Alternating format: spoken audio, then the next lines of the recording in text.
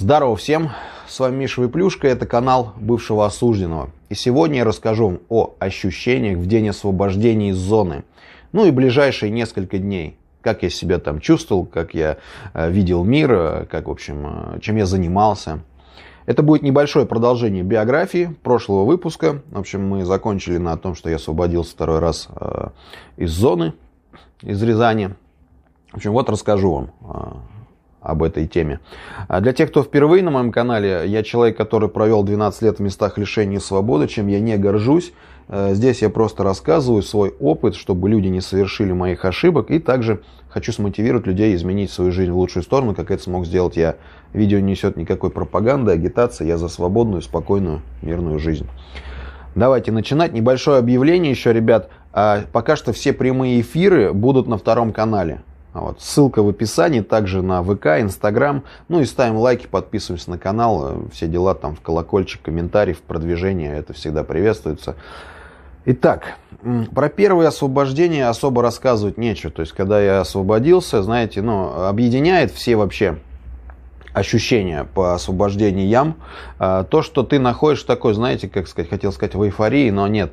Такой типа в коматозе, как будто в контузии. Вот. То есть первый срок я освобождался с Брянска, я не особо помню, что там, знаете, это было давно, во-первых, 2006 год. То есть я вышел, я помню, ты идешь как на автомате, и как бы я дошел до гостиницы, там что-то побыл сколько-то, и ночью уехал на поезде в Москву.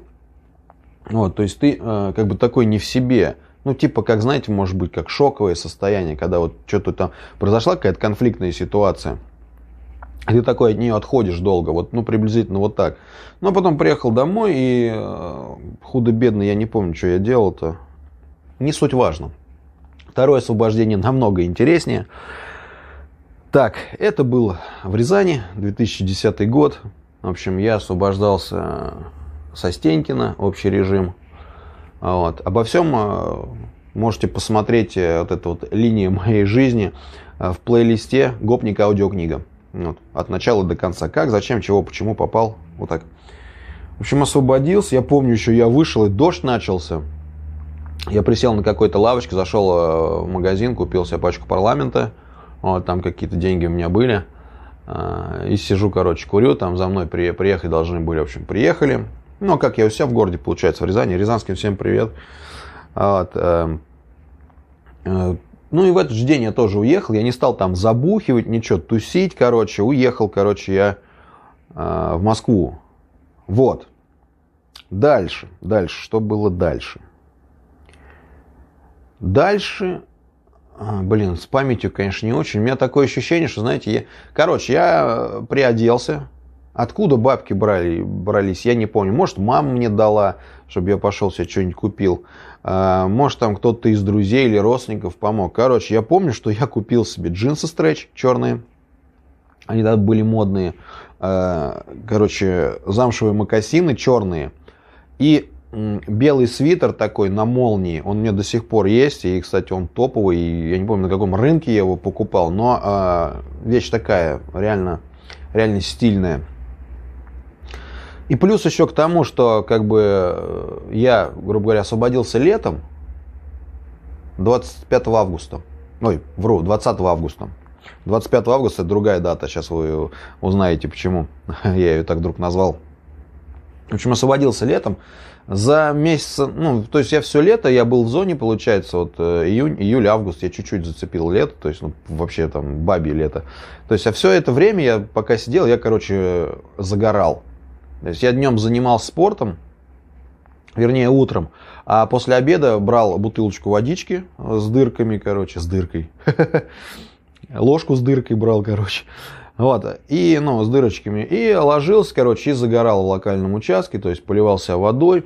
Я вышел такой загоревший, я, в общем, в этом свитере такой. Мне люди говорят, ты что, ты где был, на зоне или ты с Турции прилетел, Вот, плюс еще я постоянно занимался спортом, мало курил, нормально хавал так относительно. В общем, я достаточно такой, я всегда стараюсь следить за собой. Я считаю, что мужик не должен выглядеть как кисель.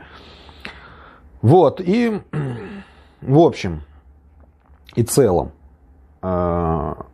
почему я сказал 25 число? 25 число, когда я освободился, я, в общем, к одному зашел, к другому товарищу. И, в общем, один мой сосед, он говорит: слушай, ты помнишь, говорит, в детстве там была там такая-то девчонка, вот они с подругами ходили. Я говорю: ну да, помню. Он говорит: что ты тут недавно ее встретил, она спрашивала про тебя. Мы, короче, с ней встречались, когда были мелкие. Вот, там, не знаю, она меня на год младше, то есть мне было там, грубо говоря, 14 и 13, там что-то целовались в подъезде. Ну, ничего у нас там ничего не было такого. Вот, и, говорит, она там про тебя спрашивала туда-сюда. Я говорю: да, есть номер-то? Он говорит: да, сейчас он, у пацана там что-то он с ней учился, говорит, сейчас он тебе даст номер. Короче, дает мне номер, а мне вот кореш. Я на втором канале, короче, как раз рассказал про лебедя. Это вот мой кореш, он, короче, когда я освобождаюсь, постоянно был очень рад. И вот в этот кон, второй раз, когда я освободился, он, короче, приезжает то ли в этот день, то ли на следующий. Вот, мы с ним начинаем жрать пиво там, короче, еще, ну, так более-менее тепло на улице. Туда сходили, там потусили. И, короче, эта девчонка, я ей звоню. Спустя, что-то я ей звонил, раз не дозвонился, два не дозвонился. То есть мы опять там с лебедем бухаем, короче, гульбаню. И тут как-то раз я дозвонился, мы договорились встретиться, и это был 25 августа, и это была моя будущая жена. С Катюхой мы тоже, она пришла, короче, там с подругами, пришел лебедь. Короче, вкратце, что я хочу сказать, это такая история. Я же вам хотел рассказать то, что я чувствовал в дне освобождения, да. В общем, я такой попадаю с корабля на бал, и, короче, встречаемся мы, я, лебедь и две ее подруги, то есть трое девок. А я-то, как бы, так сказать, еще 3 года только отсидел, бабу не видел, грубо говоря, да, если вы понимаете, о чем я. Короче, я прихожу, лебедь чуть попозже приходит, мы на остановке, короче, сидели, потому что дождь был. Начинаем опять бухать. Мы постоянно бухали, короче, и везде, где только можно, с лебедем, с Катюхой постоянно, короче, там спустя где-то, сколько там, неделю мы прям вот уже все у нас, типа, все серьезно там, да, и, я ее везде беру там с собой, мы тусим, постоянно квасили, постоянно бухали, где-то там в каких-то кабаках что-то тусили, плясали, короче. Любовь там, все там. Сколько мне лет-то было? 24, наверное, да. То есть там лебедь что-то пытался ее подругой мутить, она ему там что-то послала там нахуй. Говорит, он обиделся там туда-сюда. И потом что? Дальше, если вкратце, через сколько? Месяц, наверное, мы с Катюхой решили жить отдельно, сняли, короче, хату. Потом, и прям как-то сразу, знаете, что-то решили после того, как вместе жить. Я говорю: я хочу вот детей. Я еще в зоне решил, что если мне встретится девушка, которую я вот так вот полюблю, короче, мы заведем ребенка обязательно. Она тоже говорит: я как бы тоже бы хотела, в общем. И вот, получается, мы где-то провстречались, наверное, полгода. И потом вот она забеременела.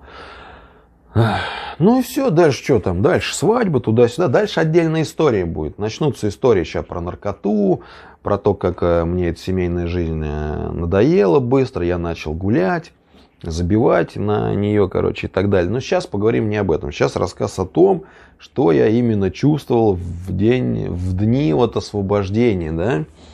То есть, я думаю, поняли, да, в день освобождения ты чувствуешь вот это вот момент такой вот реально шок. Шок для организма, особенно для головного мозга. Ты не понимаешь, что тебе делать. То есть ты вроде как бы, ты не поймешь, это на самом деле происходит или нет. Потому что в тюрьме свобода часто снится. И часто снится, что ты освобождаешься.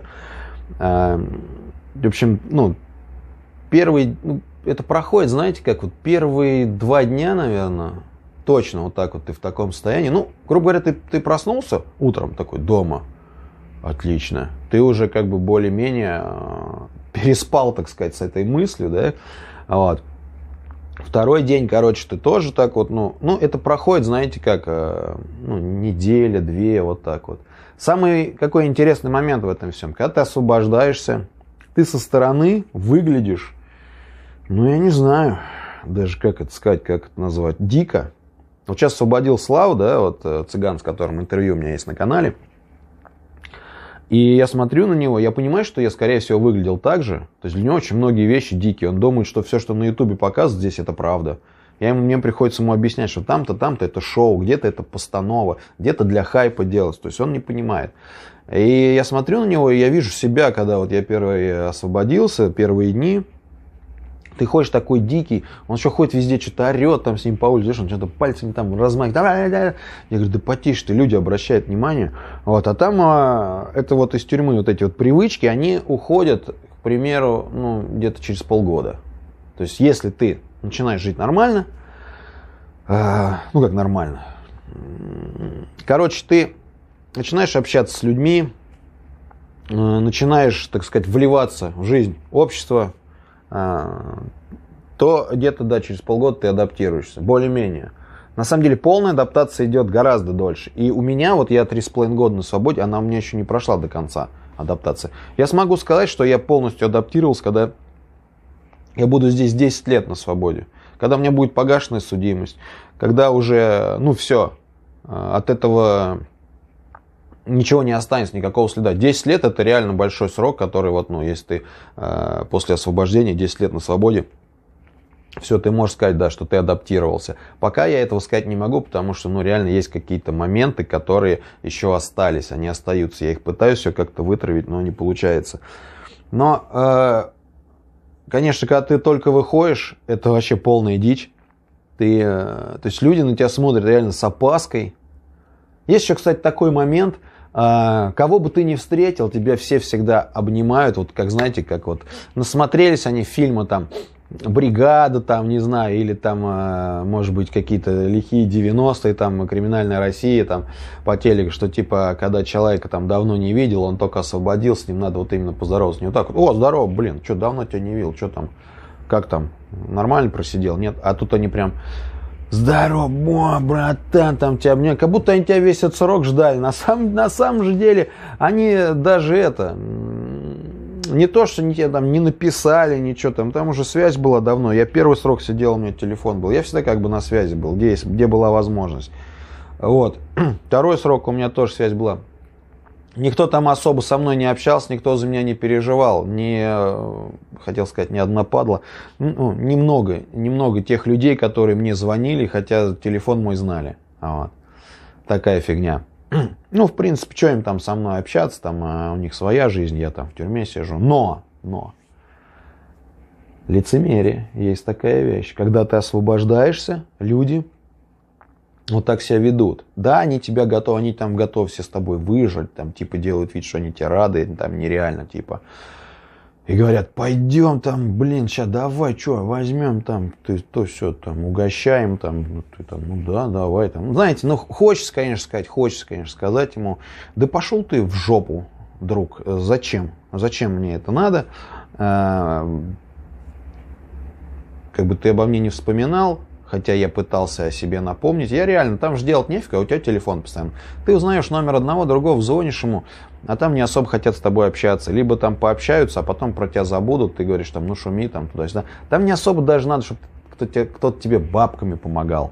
Чтобы тебе кто-то там что-то посылки какие-то прислал. Там приятно даже, когда тебе позвонят, просто скажут: «То, Серый, здорово, ты там как вообще живой, там не сдох, у нас тут вот это, вот то». Хотя бы так, все, больше ничего не надо. Ладно, осуждать никого не будем, просто говорю про саму ситуацию, она на самом деле такая. То есть люди с тобой не общаются, пока ты сидишь, а когда ты освобождаешься, делают вот такой вид. Ладно, но я никого никогда не отталкивал, я просто понимал, что, в свою очередь, и я тоже, они же не виноваты в том, что я сел, и они не обязаны посвящать были свою жизнь там мне. Я как-то вот так сквозь пальцы на это все смотрел всегда.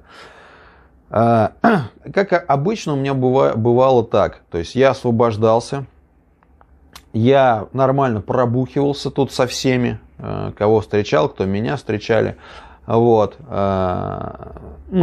как правило, обычно без жести какой-либо, потому что первое время, когда ты освобождаешься, вот, ну, по крайней мере, у меня, и вот именно где-то первые полгода, пока идет у тебя адаптация, ты себя контролируешь даже пьяный. То есть ты боишься опять вернуться в тюрьму, и даже если ты напиваешь, ты, во-первых, не напьешься, потому что ты себя контролишь, типа, блин, не, сейчас я выпью, я сейчас... Хочется как бы выпить и расслабиться, но в то же время не хочется вернуться обратно, знаете, потому что есть такие люди, которые освобождаются, бухают, там, не знаю, через неделю опять заезжают.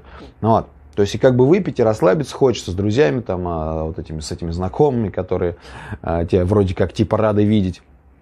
Но в то же время как бы не хочется не попасть ни в какую там бодягу.